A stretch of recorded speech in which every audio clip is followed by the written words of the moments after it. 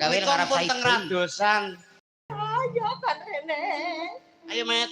Anak ndi adikmu ora mulih-mulih apa mendem? Mboten.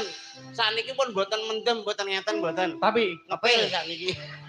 aku krungu kabar mergo malam takbiran ini malah dem-deman cae. Niku mboten adik kula.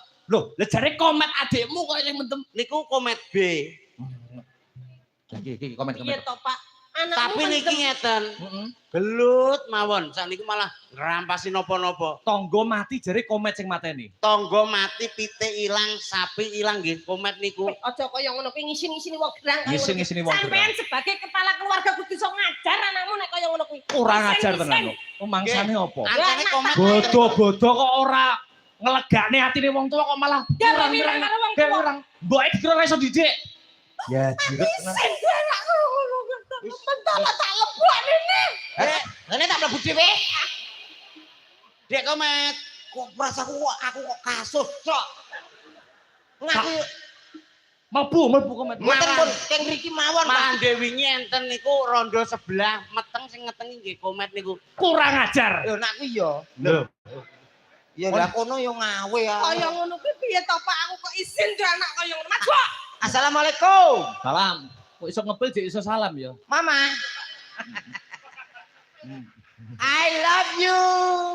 I love you too. Kowe kok lagi mulai nyapa? Saya tadi mampir ke rumahnya teman. Apaan sapa? Lha Pak ngajak idon-idonan Pak.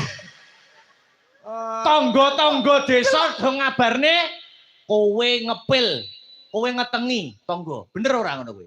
Lah kula napa njaluk dhuwit sampean? Lho. Gak ada. Lah kowe iki cilik tak gedekne bareng gedhe kok wani nuturi wong tuwa. Lho ya kudu berarti kan kreatif. Duh. Wong aku ngepil yo gur kabeh. Kowe aja ngono kuwi nek dituturi bapakmu kuwi kudu manut. Rumangsamu piye? Rumangsamu piye? Bocah kreatif iki nek iso membanggakan wong tuwa, murid sing prestasi kaya masmu kuwi lho. Lah sampean yo kudu bangga aku ngepil gak konangan. Lah tapi ana sing cerita, rumangsane kowe wani karo aku, Rumangsane apa? Kok anak nuturi Bu Kowe aja kandhana. ngisen-ngisen ke wong gerak. Rumangsane apa? Kowe ning alam donya tak galak gadang-gadang dadi bocah sing iso membanggakan wong tuwa.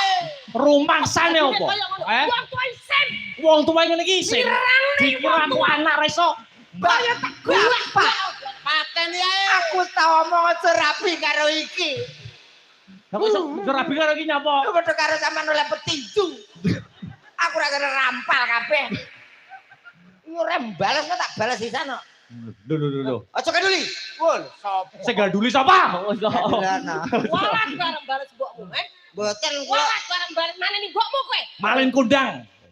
Kowe metu ning alam donya metu brojol saka gua garbane ibumu. aku yo ora njaluk mau lairno. Wah, aku ya ra njaluk duwe anak kowe. Kowe iki iso lair mergo banyuku tak lebokne bojoku. Mbak Lucy. Kok dadine koyo kurucuk kowe lho. Aku lair ya ngono. Wayah bareng sambar belet tak cerat nih metu kowe. Padha. Blek. Aku iso milih kalau dilairno karo Bukades. Walah. Dadi Pak Iswantoro menduwe anakku.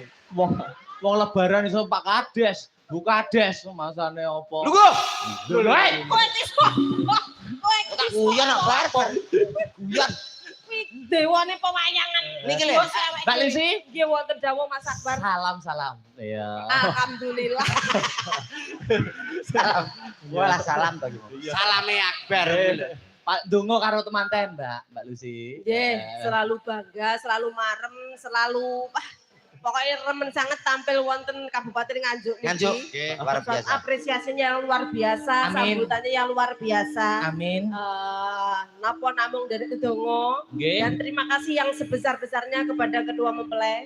Amin. Ingkang sampun kersa mariki rezeki panjenengan sak kanca mboten kata lumpen kula lan coro kalih menika.